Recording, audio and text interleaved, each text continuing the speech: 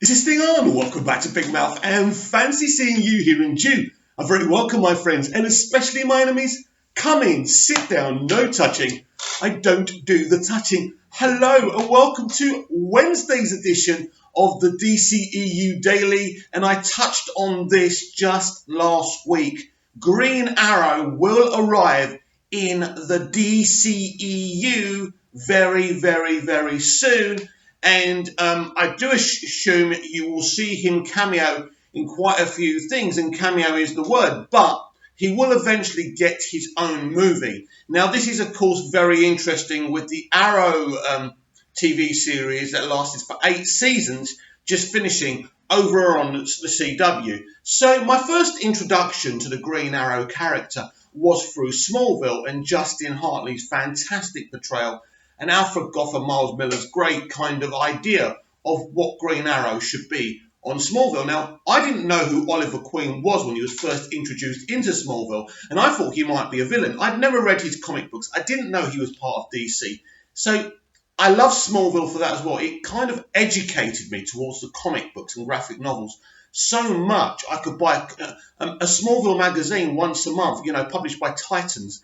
And it was amazingly, they did talk about comics and graphic novels quite a lot. So basically, when Green Arrow was first created, he was kind of he was very similar to Bruce Wayne, really. He was a millionaire, but the difference is he had a different origin story. His parents did both die as well, but they died in an accident. Or something along those lines anyway. So when he grows up, he goes on this tour or whatever it is, on a boat or a ship, whatever.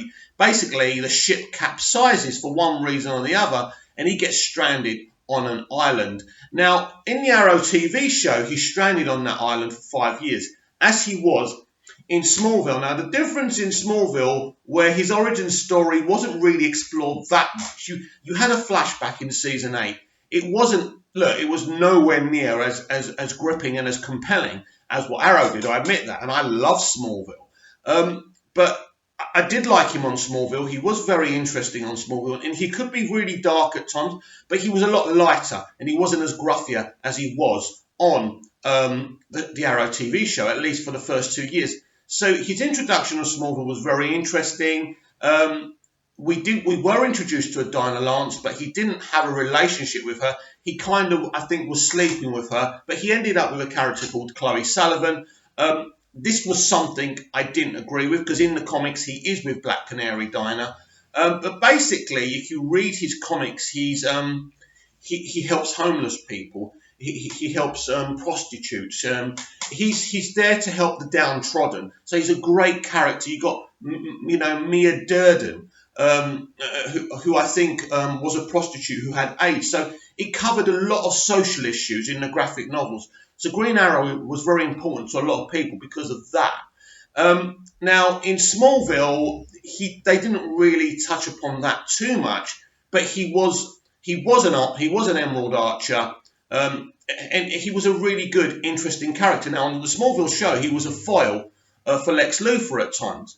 Now, if we go over to the Arrow TV show, because the reason we got an Arrow TV show is because the character became very popular on Smallville. All of a sudden, everybody knew who Green Arrow was. So we got the Arrow pilot, and it was like watching Batman Begins on television. It was simply amazing. And for 2 seasons, we had Arrow Begins on our TVs, and it was compelling. Just as awesome as The Dark Knight. Just as gripping and compelling as Batman Begins and The Dark Knight, put together for 2 years. But then it became watered down by the machine we all call the CW, because that's what the network's called. It was still good in season 3, I think. I liked Ra's al Ghul and all of that. Season 4, Damien Darkwood, I would call him an amusing lighter villain who could do magic, but a lot of people blame the magic element for him not working. That's not true. The show was just simply so watered down, we were getting bored. Now, in season 5, it improved again. Season 6 was okay, and then they went down the hole doing his end story, with the Crisis, mashing it up with Crisis on Infinite Earths. So that's who Green Arrow is, and I think he's a great character, and I think there's been rumours about them wanting to develop a Green Arrow movie for many years. There's been, I think, a couple of cancelled efforts in the past 10, 15 years, maybe even 20 years. So he's definitely a bankable asset. He's now a very big character, thanks to Smallville, thanks to the Arrow TV show, whether you like that show or not. And I certainly enjoyed the first 2 years. It was amazing. So I'm very, very excited, yes, to get this character in the movies. I think what you'll find is he may start off in connection to the Suicide Squad. He may not be directly involved with the Suicide Squad. He may be, let's just say, start off as Amanda Waller's kind of guy she calls in when she needs something doing. So I think that's how he will start off. Now, we don't know. This may be a surprise for us. He may be front and centre in the Suicide Squad movie. Now, we kind of pretty much think we know who's involved in this Suicide Squad movie, James Gunn's Suicide Squad. But there is a little bit of a chance that we could see him quite a lot in James Gunn's The Suicide Squad. Not necessarily where we're first going to see him. But anyway, I won't spoil that for you. So yes, look, I think what they're doing, what Walter Hamada is doing, first of all, allowing Ezra Miller on that Flash crossover was amazing. On Crisis on Infinite Earths, amazing. But what they're doing now, that's exciting news. That's awesome news. And I can't wait to see what kind of Green Arrow we're going to get. But now I want to discuss Black Adam being the Justice League movie we deserve. I think this is absolutely spot on. This, they're literally going to have a lot of the members of the JSA, the Justice Society of America. This could turn up being the Justice League movie that we want and we deserve. Now, I know what you're going to say. We want Zack Snyder's Justice League. Yes, I want that too. But we got a crappy Justice League film. It was an absolute mess. It wasn't the high octane, quality that a Justice League movie should be. Now, I haven't seen Zack Snyder's Justice League. All I know is that the stuff I'm hearing about Black Adam, this is more than a Black Adam movie. They're taking an opportunity here to have the Justice Society of America throw down against Black Adam. That's going to be amazing. So it kind of seems that Black Adam will still be the villain of this film, even though it's his film. I think it's not true what people are saying. It's still an origin film, but you will see these characters. You will absolutely see these characters, and I just think it's great. I think they're going in a great direction. So I definitely think this could be the Justice League film we deserve. Obviously, it's not a Justice League film. It's not a Justice Society of America film, but later down the road, if they get this right, this could be massive. And unrelated DCEU, according to Jeff Johns, that bloke you all kind of hate, and I don't, by the way, has said that Solomon Grundy will be a villain in the Stargirl TV series. So that's awesome, and I can't wait. I love Solomon Grundy, and he was in Gotham, wasn't he, as well? And I thought they did an excellent job with him on Gotham. But back to the DCEU, because as we get excited for Black Adam and what kind of JSA we're going to see in that, and the introduction of Green Arrow, we are literally 2 days away from the release of Birds of Prey and the fantabulous emancipation of one Harley Quinn. And I'm like sitting on this rock, and I'm cold, and I'm quivering, because I don't know what the full reviews are going to be. I don't know about the box office. So everyone, you've got the negative side, which is mainly the fandom menace. You've got everyone saying this is a great movie, don't worry. I don't know. They're talking about 125 million global opening weekend. Now, in terms of that, that's on par with Shazam, which means probably this film will end up making about the same amount of money as Shazam, maybe slightly more. So people, of course, this will give people the opportunity to call it a flop. It's not a flop. I told you this film was never going to make $1 billion. This film isn't strong enough to do that. But if it does make $500 million, that's a great win for Walter Hamada in his era of the DCEU. Why? Because they barely spent $18 million to make this film. So even if you want to inject marketing to kind of transfix an agenda, it's still a great piece of money. And we move on. But of course, like Shazam, the rebels and the agenda people, the people on the good ship agenda will be calling this film a flop, as they still call Shazam. But just because you call something a failure doesn't make it. Let me make you a little prediction for you. The next move for the Fandom Menace after its release will be calling it a flop and then going on to their favourite platform, which is Rotten Tomatoes, and totally ignoring the actual professional review scores and looking at the fan scores, which their members go in and corrupt. Yes. The fan scores, the fan reviews, right, mostly are corrupted. So you can't trust that anyway. And I've quoted that side when it suited me to put that agenda forward. I used to side with the Fandom Menace a lot. But you know what? In these past 6 months, I've learned who they truly are.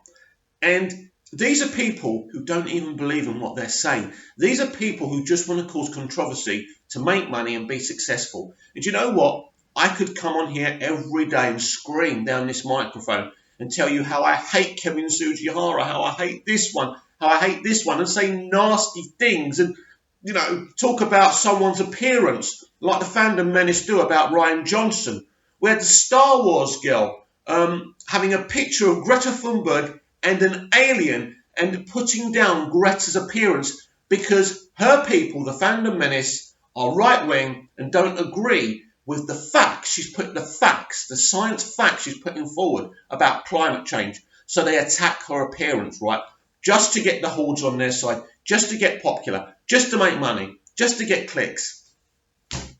I could easily do that.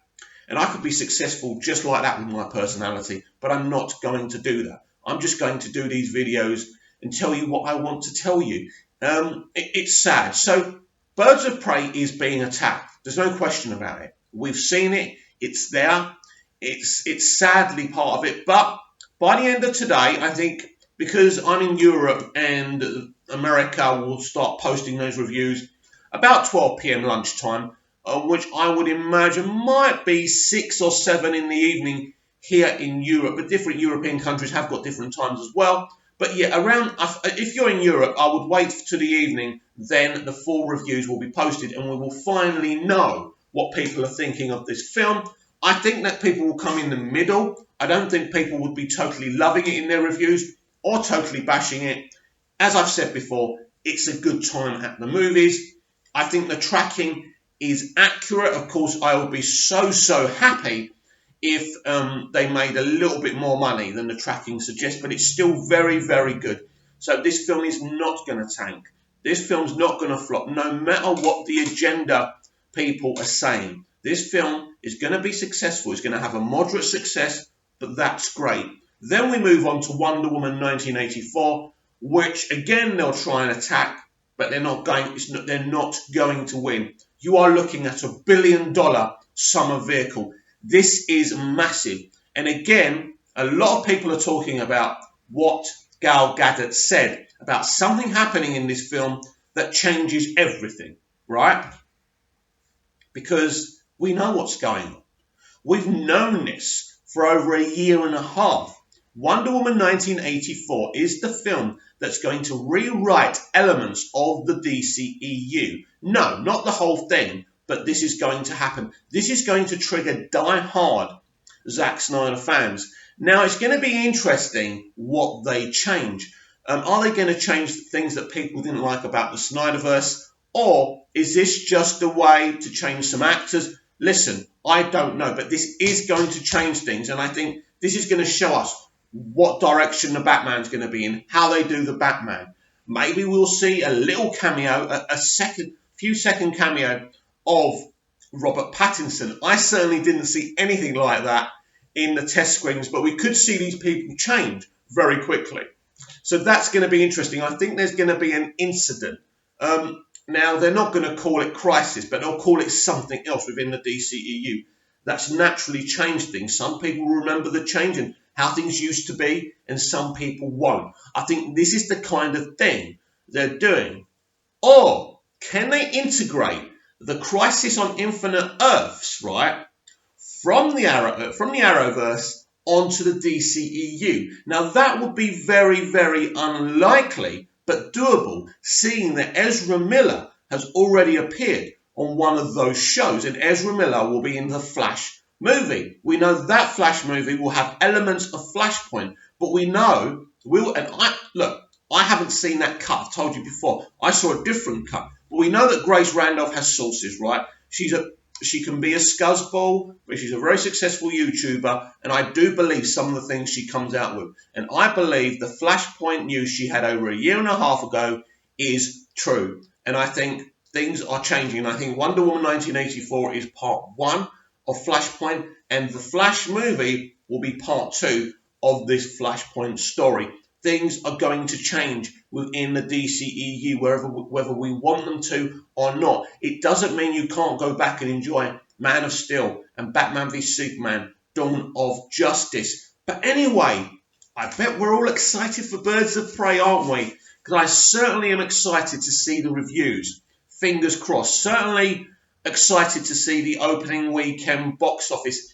Your opening weekend, if you don't know about box office, is where it matters. You cannot have a low opening weekend. A big opening weekend sets you up for your 3 or 4 week stint in theatres, or as us British call it, cinemas. So very, very important. I think this film will have no lower than a $50 million opening weekend in the United States, and looking at 120, 125 million opening all over, because the last thing we want is this film to be a flop, because since Justice League, or should I say Wonder Woman, Aquaman and Shazam were very successful.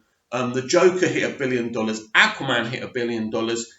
We don't want this film to fail. It's very important that DC and DCEU movies continue to be successful in the mainstream audience's mind. So I'm very interested in that. I will tell you, what was it the other day I saw on one of the Fandom Menace channels? Was it Geeks and Gamers? They're comparing Birds of Prey to Ghostbusters 2016. I kid you not. I kid you not. Anyway, comment down below, like, share and subscribe. Share the video, and I'll be back tomorrow with even more DCEU Daily. But before I go, there's been even more articles about how much money you wonderful people in the Release the Snyder Cut movement have raised for suicide prevention. Well done, everyone. I am so proud of you. Of course, I've donated a little bit, but nothing like, there's people, I pride myself with being a member of the Release the Snyder Cut movement, but I'm nothing compared to you people. You people are in it 24 hours a day, posting about it, hashtagging about it, and raising this amount of money. Hundreds and hundreds and thousands of dollars. Well done, everyone. Very, very proud of you. My main aim now is to see David Ayer's vision of the Suicide Squad movie revealed so we can see it, and Zack Snyder's version of the Justice League movie. Now, it's great to raise money for these causes, but that is what I'm here for, to see those full movies. So as I say, like, share and subscribe. I shall see you tomorrow with even more DCEU Daily. See you then.